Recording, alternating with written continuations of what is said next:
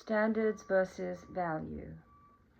The first thing that came to mind when I thought about standards versus value, in fact, several things came to mind, so I'm going to pick one of the things.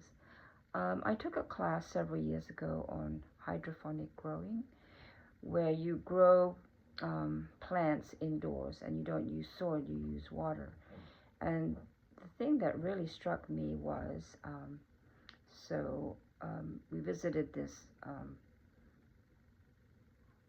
facility that was growing tomatoes and cucumbers and without soil, and it was vertical. And every day we harvested the tomatoes and the cucumbers, and they had to fit to a certain standard to be sold to a market. And if the cucumber was harvested early or too late, it might be too short or too long, and so it was rejected. And so that was a standard that the market was requiring the grower.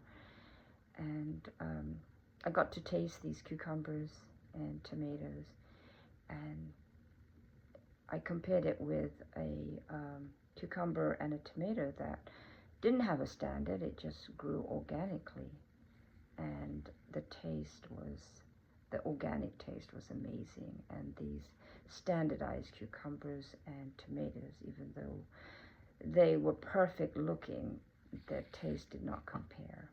So that's one example of standard versus value.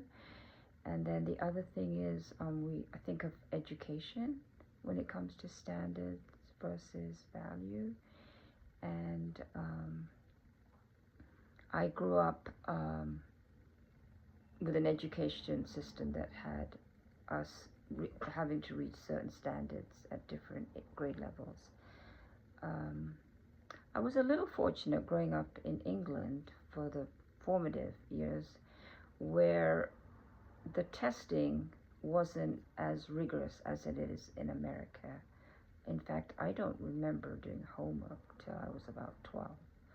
And I raised my kids here in America, and they had homework starting in kindergarten or even before that. And it's a lot of standardized learning. And I'm not an expert on Montessori, but I know it was founded by Mother Teresa, and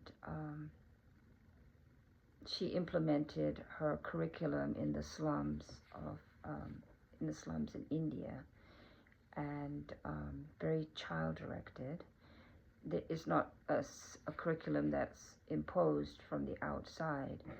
And today that curriculum is very popular with the elite, and it's a very expensive education system to send your children to. So there is something to be said about value and standardized education, which does not tap into one's creativity. And then I can talk about plants again, but my time is up. Thanks for listening.